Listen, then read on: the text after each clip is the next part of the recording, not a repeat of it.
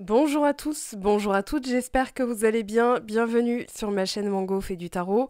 On se retrouve aujourd'hui pour votre guidance du mois de mars 2022. Donc pour vous, Gémeaux, ascendant Gémeaux, Lune en Gémeaux. Si vous avez du Gémeaux dans votre thème astral, cette guidance vous concerne.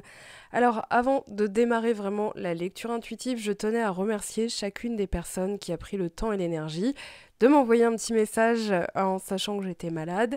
Ça me fait énormément plaisir. Je ne peux pas vous décrire les sensations que j'ai eues, mais vos mots-clés m'ont vraiment redonné de la force, donc je tenais à vous remercier tout spécialement. La deuxième chose, c'est qu'en parallèle, j'en ai profité pour mettre en ligne une formation tarot. C'est le week-end du 5 et 6 mars, donc le week-end qui arrive. Avec moi en live, je vous laisse aller voir sur le lien de la boutique mangofaidutarot.com pour pouvoir vous y inscrire si le cœur vous en dit. Il reste 4 places à l'heure actuelle. Voilà, alors pour le mois de mars, on a des choses très intéressantes qui sont en train de se lever. Je vous l'ai déjà dit, donc le 18 janvier, le nœud nord qui était dans votre signe est passé en taureau. Donc le nœud sud en sagittaire est passé lui en scorpion. On a le début de la fin de l'opposition entre Saturne et Uranus. Je vous en avais fait une vidéo qui s'appelle le choc des titans.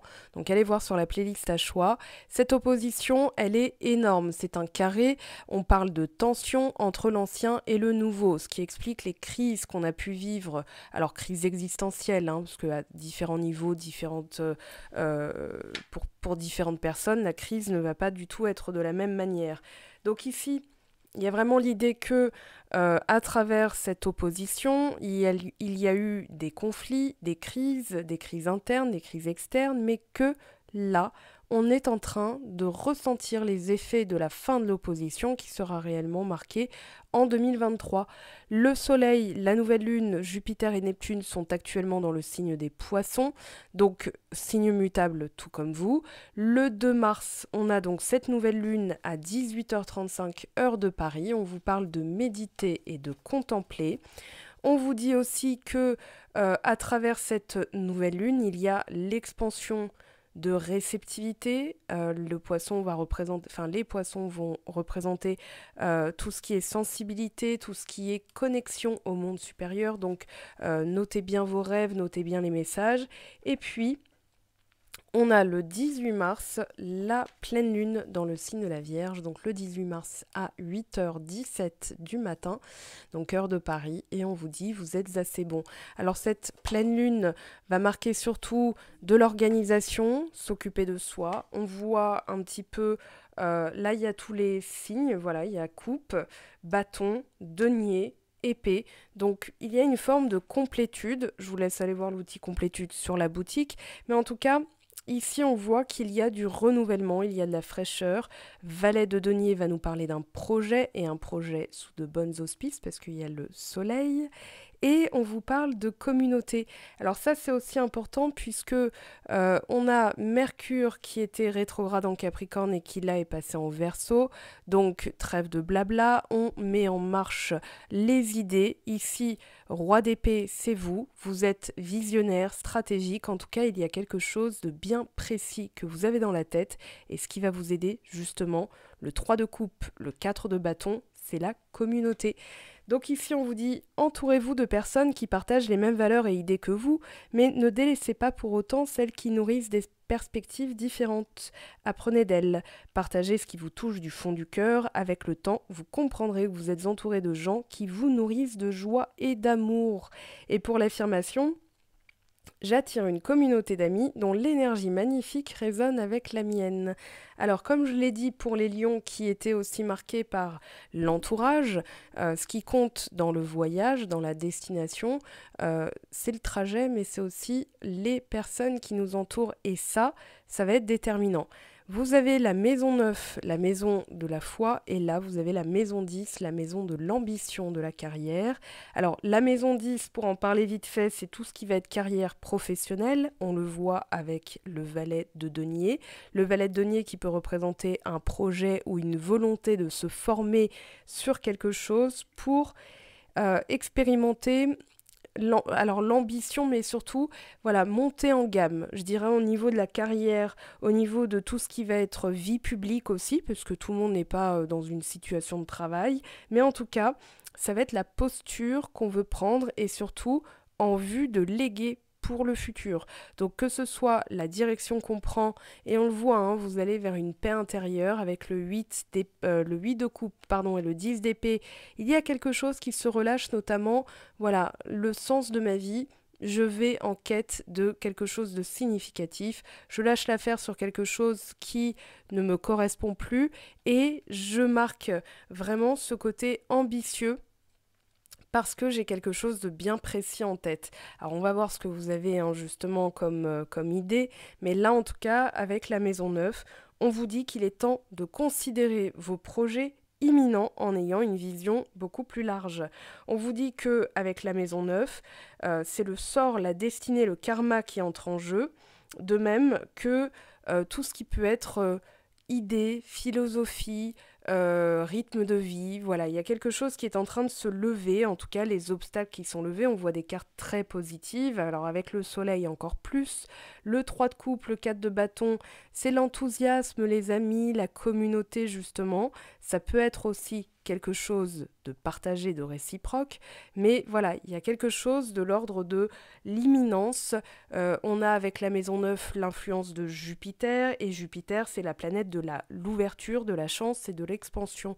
Donc là, il y a quelque chose qui requiert de votre part une foi incommensurable, mais il y a vraiment dans votre objectif, en tout cas, regagner en paix intérieure, mettre derrière vous quelque chose qui n'est pas du tout passé et laisser arriver quelqu'un dans votre vie. Alors, pour moi, il y a vraiment l'idée d'un départ qui a eu lieu. Derrière le 10 d'épée, on voit le cavalier de coupe et on voit le 5 de coupe. Donc, pour moi, vous avez dû renoncer à quelque chose ou en tout cas, vous lâchez l'affaire sur quelque chose ou quelqu'un qui ne vient pas et vous allez au devant maintenant avec la foi, l'assurance que vous allez réussir. Le 4 de bâton, le soleil, c'est la réussite. Pour moi, vous octroyez vous-même une nouvelle corde à votre arc. Alors ça peut être par des amis, par de l'aide que vous allez l'obtenir, mais moi j'ai vraiment dans l'idée que vous allez ressentir une énergie de joie à l'intérieur même de vous-même. Donc cette maison neuve, elle nous parle vraiment de voyage, de sens de l'aventure, d'exploration. Alors, nouvelles frontières, mais ça peut être vraiment à l'intérieur de soi. Normalement, c'est à l'extérieur de soi-même, hein, parcours spirituel, relation avec de nouvelles personnes, compréhension d'autres cultures, philosophie, mysticisme commun. Pour moi, vous allez attirer des âmes sœurs hein, qui vont vous aider dans votre projet. Il y a peut-être même la rencontre de quelqu'un de nouveau dans votre vie.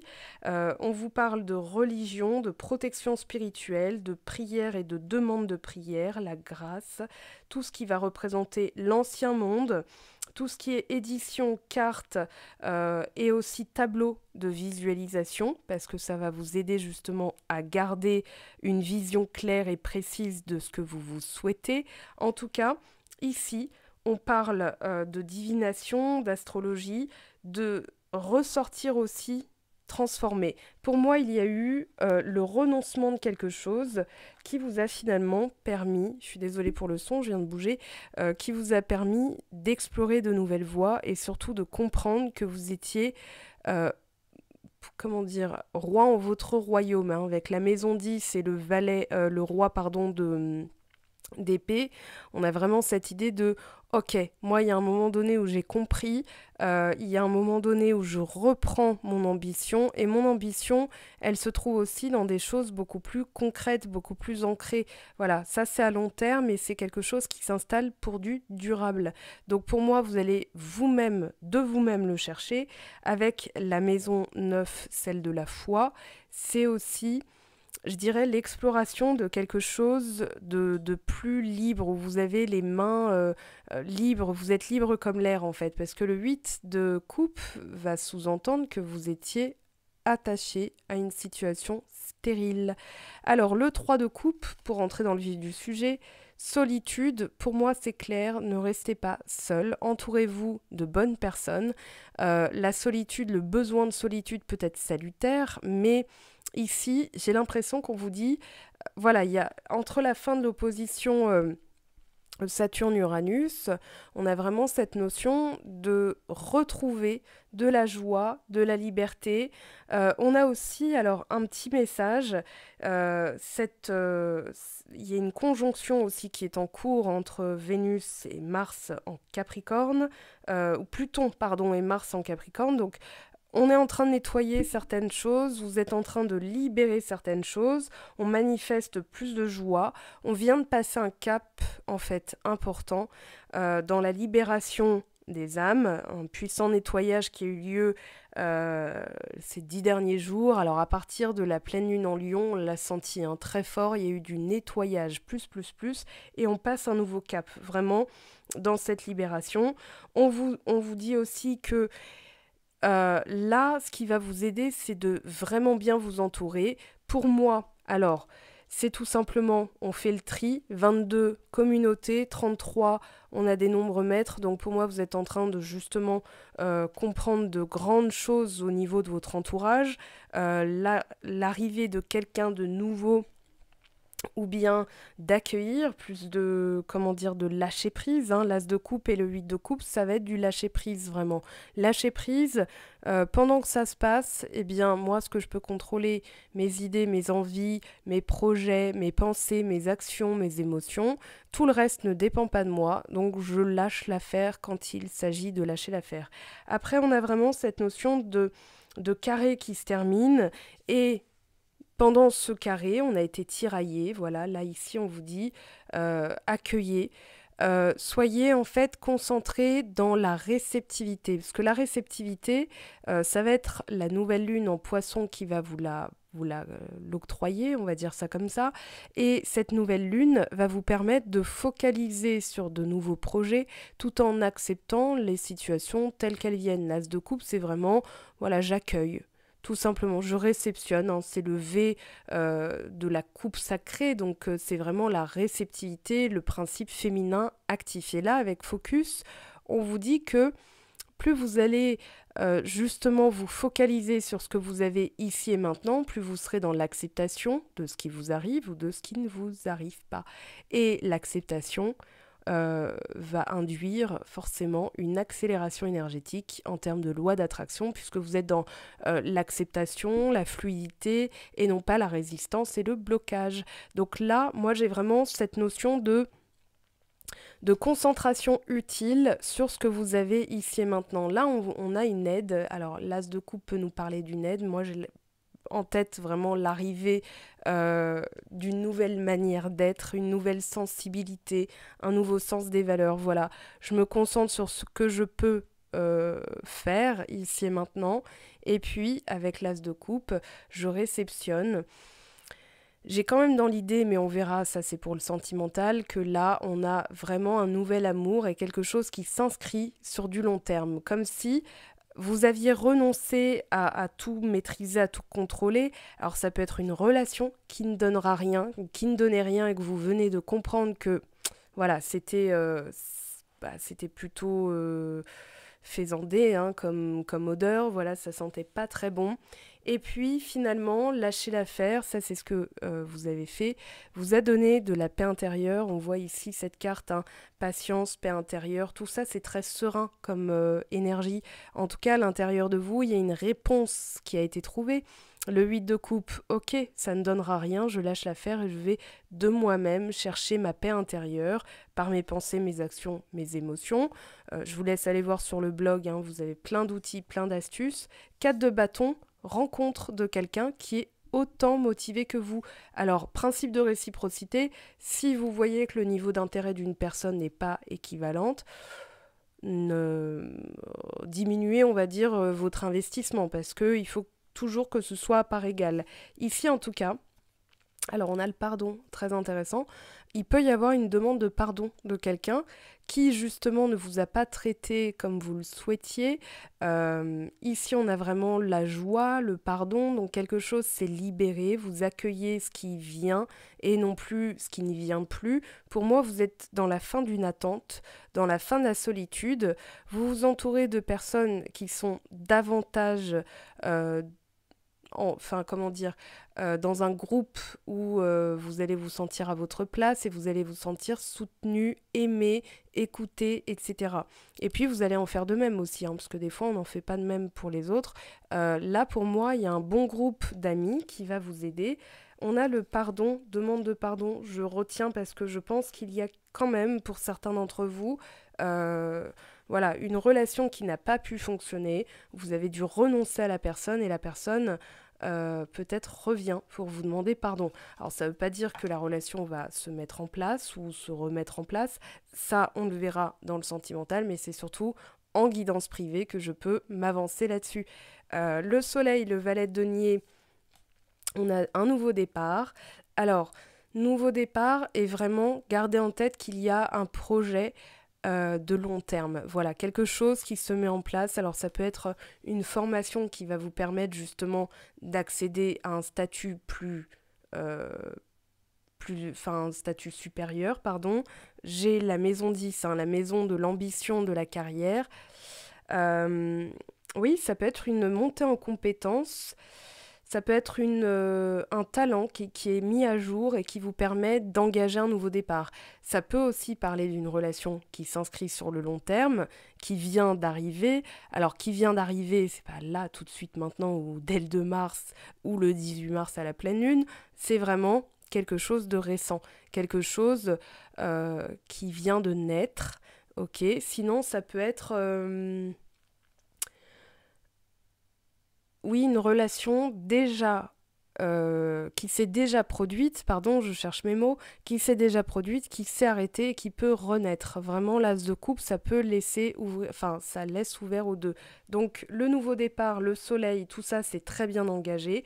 On a de superbes augures, hein, puisque là, avec le soleil, c'est la réussite assurée. Alors, le roi d'épée, avec le relâchement. Ok, le message est très clair ici, et c'est les cartes qui le disent, hein. Relâchez le contrôle. Le roi d'épée, ça peut être aussi quelqu'un qui est trop têtu, qui est vraiment avec des idées arrêtées. Ça peut vous représenter. Excusez-moi, la vidéo s'est coupée. Donc je disais, ça peut vous représenter parce que ça peut être du Gémeaux, Verseau, Balance.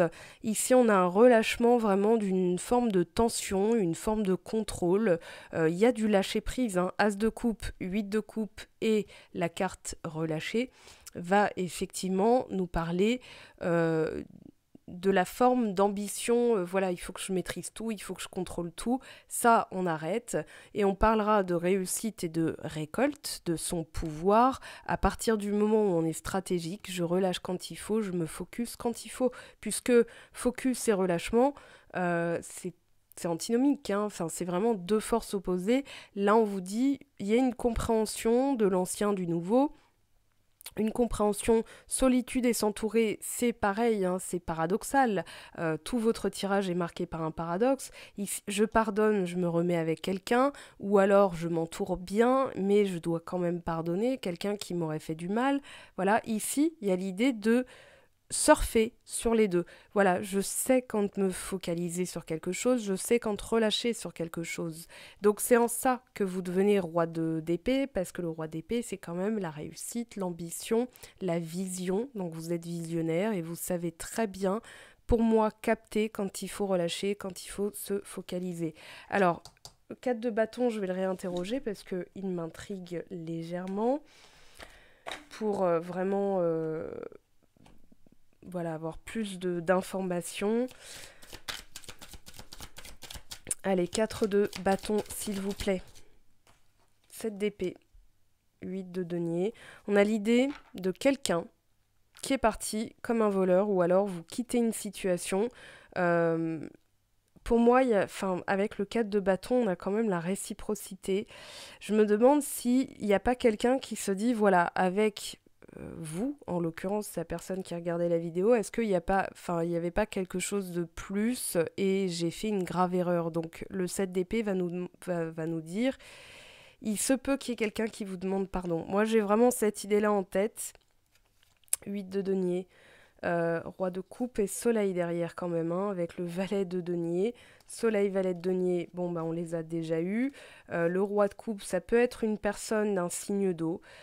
Pour moi, c'est en tout cas quelqu'un qui a travaillé sur son ancrage et qui se dit, ok, maintenant, alors ça peut être vous qui partez hein, d'une situation qui voilà ne donne rien, où la personne, vous avez l'impression qu'elle vous ment, mais en tout cas, on a l'idée d'un rétablissement, de quelque chose qui a été travaillé et qui donnera des fruits. Parce qu'avec le 8 de denier, on a quand même l'idée d'un travail du quotidien, d'un travail d'ancrage qui porte ses fruits. On parle de succès, on parle de victoire. Alors,